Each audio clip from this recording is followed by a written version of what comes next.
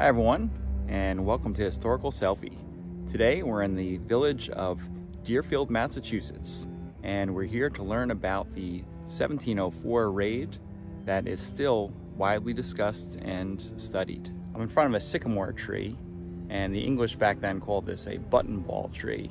And back in 1704, this tree was just a sapling, but it has stood for over 300 years and was within the stockade walls when the raid happened. So this made this the oldest living witness to what happened back in 1704. Since this tree is not talking, it is up to us to examine the past. So come join with me as we live history here in Deerfield, Massachusetts.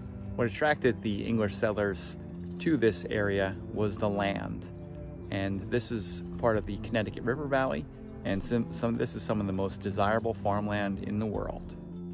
A Pocumtuck sachem signed over a large tract of land to the English while reserving native rights to hunting and fishing. Thousands of years ago, this was once a glacial lake, and after the last ice age, as the water began to recede and melt and move, what was left was this rich soil. About 1,000 years ago, the Pocumtuck began to settle the land and grow corn, beans, and squash in this fertile soil. After 1669, the English arrive and begin to set up their settlements like they did back in England, with traditional lots and fences, and they bring in their livestock. So they're going to bring their European ways of land ownership here, and it's not going to go well with the native ways of using land. Where I'm standing now would be considered the most westward part of the English Empire in the 17th century. To the north of me would be considered New France.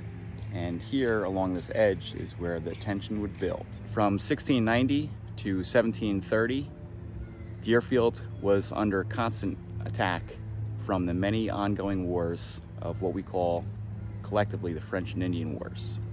In 1690, in the center of town, the residents built a stockade for protection. The stockade circled the central part of town, including the meeting house, the military parade grounds, and 10 of the 43 home lots until about 1720. The Deerfield stockade would also feature several gates to allow the townspeople, carts, and trade to go in and out. Where I'm walking now in town is Deerfield's oldest artifact, and is referred to as the street. The village of Deerfield offered east-west travel to get to places such as trading posts in Albany. Also, it offered north-south travel with the Connecticut River flowing. So this is at the center of trade and also at the center of conflict. Being in such a remote location out here in the wilderness would have put these settlers in extreme danger from the possibility of an attack. When the English arrived in 1669, they viewed this land as unoccupied, just waiting to be taken and occupied and possessed. So this idea of land ownership and land usage was at the heart of the disagreements between the Western culture and that of the indigenous people. The British have been settling this land as part of an agreement with the natives for the past 30 years, but as time has gone on, they claim this land as their own. Pocumtuck people, on the other hand, have been living here for over 10,000 years, and they feel they have the right to take their land back after they see the English continue to occupy the land and are putting up a stockade and have it more set up like a military fort. In 1676, during Metacom's War, English Captain William Turner and 150 colonial militia attacked a nearby native encampment, killing at least 100 unarmed native women and children. This slaughter would certainly have been a cause for native retaliation 30 years later. In 1704, 300 French and native allies will come down from Canada and attack this settlement here in Deerfield. The English colonists were aware of the possibility of attack being on this remote location, and with hostilities rising between the groups over the past decades. With their raiding party arriving from the north, And it being wintertime, they were able to scale the walls of the stockade because of the snow that was piled high. As the raiders entered, one of the first stops is here at the John Sheldon House, and this is where many of the captives will be taken to, and eventually from here they're going to be marched north to destinations in Canada. By the end of the raid, 48 Deerfield villagers were killed, 112 taken prisoner, and marched 300 miles to Canada in the snow and cold. Some of the captives were later redeemed and returned, but 1/3 chose to remain among the French and native captors.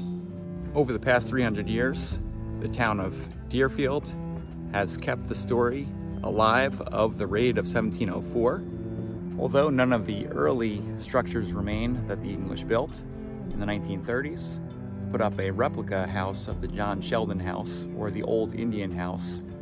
By viewing this house, one gets a sense of how this raid may have went down back in 1704, and the fear and anger and all these emotions that were taking place during that daring pre-dawn raid.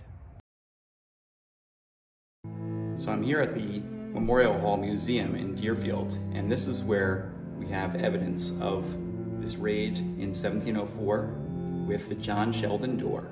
As you can see, it bears the hatchet marks from that fateful day, and it serves as an artifact that has stood the test of time for memory and interpretation.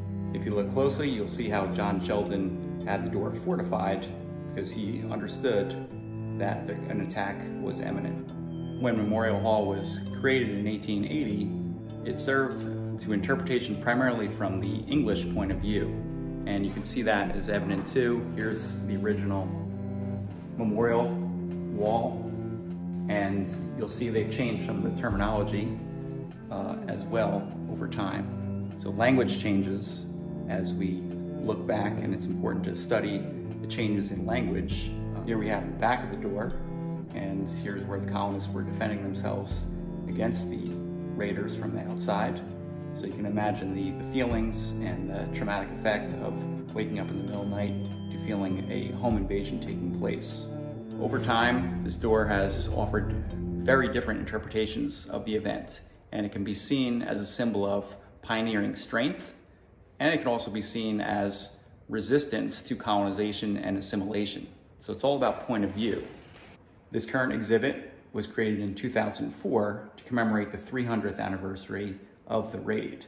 And in 2004, they had historians and native people give their interpretation of what this door has come to symbolize.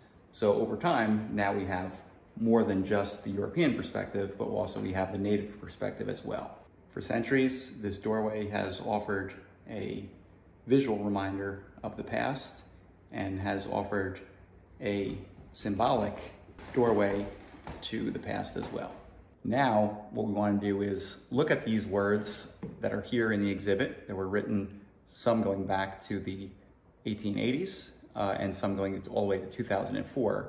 And our culture has changed and evolved greatly since that time. But with your knowledge of the event, type in the comments below and add to this conversation. Perhaps through study and interpretation of this controversial event, we can begin to heal from the trauma of the past and find a common ground to come together as one people. I'd like to thank the staff here at Memorial Hall that has allowed me this opportunity to see this artifact up close and personal, and to allow me to share it with my students back home. The town of Deerfield has understood for many, many years the importance of keeping history alive. And that's why we're here, to keep this conversation going and to learn from the past to prepare for the future. By 1704, Deerfield was at the crossroads of a international, interracial, and intercultural conflict that seemed to be inevitable. As you walk the town of Deerfield, you'll continue to find reminders of this event in the past, and over time, the memories have changed, the interpretations have changed, and we're constantly looking back to make sense of what happened. And now in the present day, it is up to us to re-examine these events and try to understand this event from all sides. So I encourage you to come to Deerfield to examine for yourself this historic and often forgotten about event. We are standing on indigenous soil that was occupied for thousands of years before the arrival of Europeans. We are guests on this land, and it is important for us to respect the land and to practice environmental stewardship as we want to sustain this natural beauty for our survival and for future generations.